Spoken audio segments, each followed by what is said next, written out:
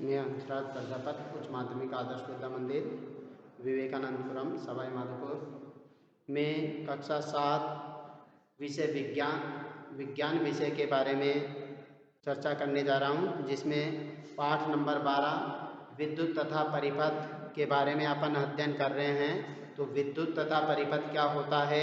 हम विद्युत का उपयोग अपने बहुत से कार्यों को आसान बनाने के लिए करते हैं। उदाहरण के लिए हम विद्युत का उपयोग कुएं से पंप द्वारा जल बाहर निकालने अथवा जमीन की सतह से जल को छत पर रखी हुई टंकी में पहुंचाने के लिए करते हैं। अन्य कौन से कार्य है जिनके लिए आप विद्युत का उपयोग करते हैं, उनमें से कुछ को सूचीबद्ध कर अपनी नोटबुक में लिखिए। यानी कहने का मतलब अपन क्या करते हैं, यानी कि विद्युत का उपयोग बहुत तरीके से करते हैं। विद्युत का उपयोग बहुत तरीके से करते हैं। पंखा चलाने के लिए विद्युत के उपयोग तो देखो यहाँ से उपयोग में क्या है। अपन गर्मी के समय में यानी गर्मी के समय में पंखा, कूलर आदि किससे चलाते हैं? यानी विद्युत की सहायता से ही चलते हैं। और सर्दी के मौसम में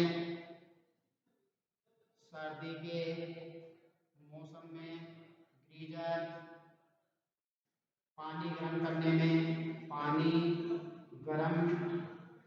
में भी विद्युत का उपयोग करते हैं। बहुत सारे काम हैं जिनमें अपन विद्युत का उपयोग करते हैं। यानी कि पानी को टंकी में भेजने के लिए छत पे पानी को नीचे से छत पर टंकी में भेजने के लिए अपन भी विद्युत का उपयोग करते हैं। बहुत सारे कार्य हैं जिनका अपन यानी कि जिनमें विद्युत का उपयोग करते हैं। क्या आपकी सूची में प्रकाश के लिए विद्युत का उपयोग सम्मिलित है? प्रकाश में भी अपन विद्युत का उपयोग यानी कि विद्युत के उपयोग से ही अपन प्रकाश उत्पन्न करते हैं। जैसे बल्ब जलाते हैं तो उसमें भी प्रकाश के लिए क्या चाहिए? विद्युत चाहिए। तो विद्युत का उपयोग प्रकाश में भी किया जाता है। सूरज छिपने के बाद भी विद्युत हमारे घरों, सड़कों, दफ्तरों तथा फैक्ट्रियों को प्रकाशित करती है। यह रात में लगातार काम करने में हमारी सहायता करती है। विद्युत हमें बिजली घरों से प्राप्त होती है। विद्युत हमें कहाँ से प्राप्त होती है? बिजली घरों से प्राप्त होती है। विद्युत हमें कहाँ से प्राप्त होती है? ये विद्युत है जो कहाँ से प्राप्त होती है? विद्युत कहाँ से प्राप्त होती है? कहाँ से प्राप्त होती है? एक क्वेश्चन बन रहा है, प्राप्त होती है। तो विद्युत हमें कहाँ से प्राप्त होती है? बिजली घरों से प्राप्त होती है। कहाँ से? बिजली घरों से प्राप्त होती है। कहाँ से प्राप्त होती है? बिजली घरों से प्राप्त होती है। विद्युत हमें कहाँ से प्राप्त होती है? बिजली घरों से प्राप्त होती है। फिर भी विद्युत की आपूर्ति ठप हो सकती है या कई स्थानों पर अनुपलब्ध हो सकती है। ऐसी स्थिति में प्रकाश के लिए टॉर्च का उपयोग करते हैं। जहाँ पर यानी कि विद्युत नहीं होती वहाँ पर या तो सूर्य बैटरी का उपयोग करते हैं, सौर ऊर्जा का उपयोग करते हैं या टॉर्च का उपयोग करते हैं। जब इसका टॉर्च में एक बल्ब होता है, क्या होता है? एक बल्ब होता है। जब इसका स्विच दबाते हैं तब यह प्रकाश देने लगता है।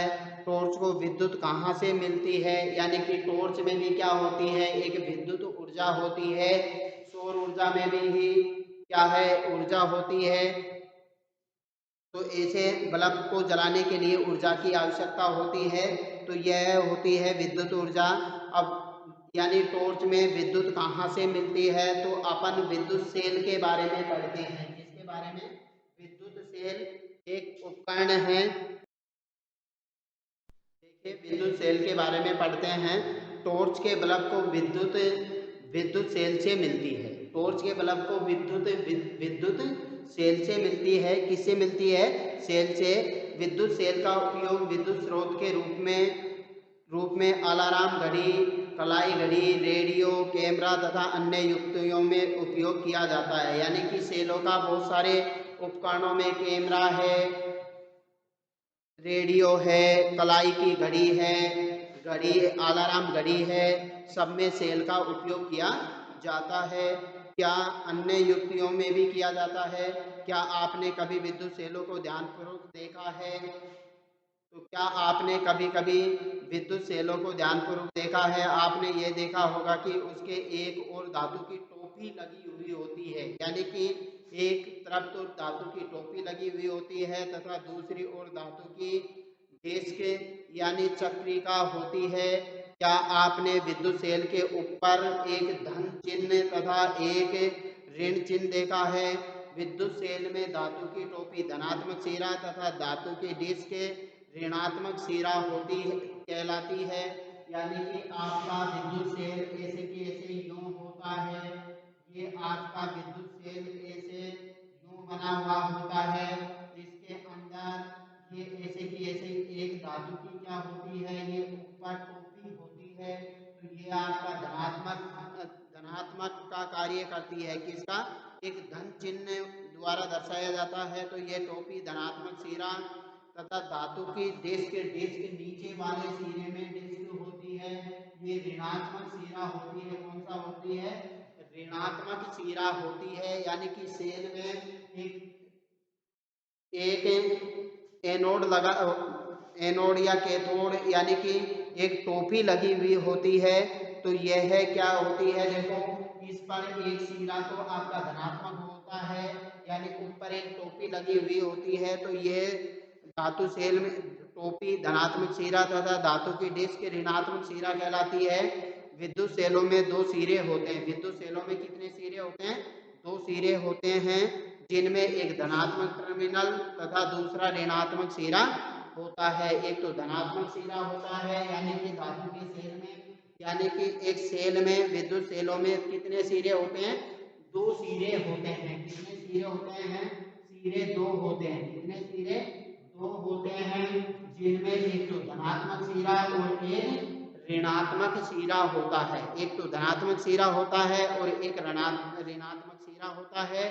धनात्मक सिरा को धन टर्मिनल बोलते हैं और ऋणात्मक सिरे को ऋण टर्मिनल कहते हैं।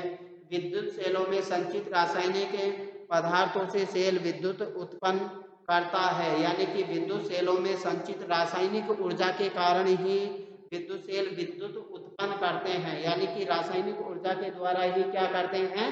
विद्युत उत्पन्न करते हैं। जब विद्युत सेल में संचित रासायनिक पदार्थ इस्तेमाल कर लिया जाते हैं, तब विद्युत सेल विद्युत पैदा करना बंद कर देता है। यानी कि जब अपन इसको पूरा काम में लेते हैं, अंदर वाला जो पदार्थ रासायनिक पदार्थ होता है वो पूरा काम में आ जाता है, तो उसके बाद में सेल वापिस से यानी कि विद्युत धारा प्रवाहित करना क्या कर देता है? बंद कर देता है। तब उस विद्युत सेल को एक नए विद्युत सेल से बदलना पड़ता है। यानी कि फिर बाद में उस सेल को अपन नए सेल में परिवर्तित करते हैं। टॉर्च के बल्ब में कांच का एक बाहरी आवरण धातु की सतह पर चिपका होता है। बल्ब के कांच के आवरण के अंदर क्या होता है?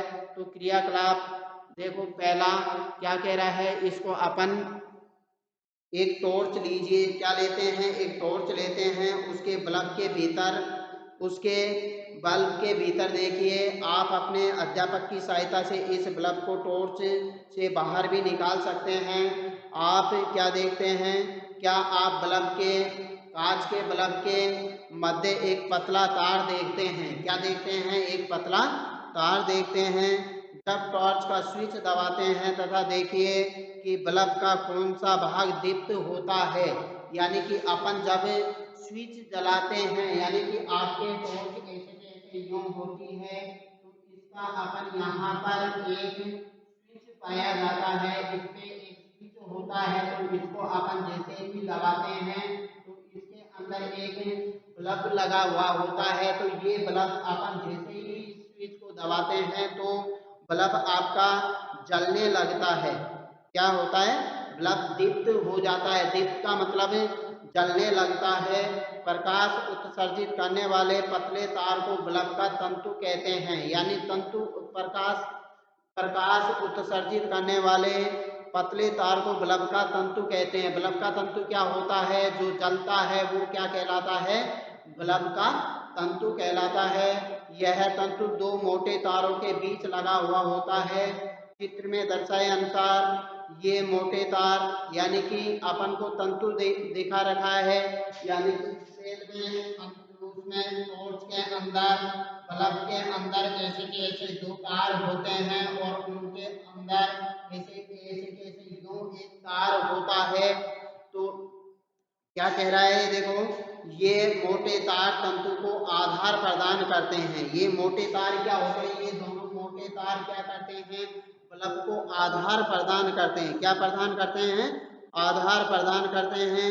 इन मोटे तारों में से एक छोटा तार बल्ब की सतह पर धातु के ढांचे से जुड़ा हुआ होता है। दूसरा मोटा तार आधार केंद्र पर धातु की नोक से जुड़ा हुआ होता है। बल्ब के आधार पर धातु का ढांचा तथा धातु की नोक बल्ब के दो टर्मिनल है। ये दोनों टर्मिनल इस प्रकार लगाए जाते हैं कि ये एक दूसरे को न छुए। घरों में उपयोग होने वाले विद्युत बल्बों की भी ऐसी संरचना होती है। इस प्रकार विद्युत सेल तथा विद्युत बल्ब दोनों में ही दो दो टर्मिनल होते हैं। इनमें ये दोनों टर्मिनल क्यों होते हैं इसके बारे में अपन कल देखेंगे। आज के लिए इतना ही काफ़ी है।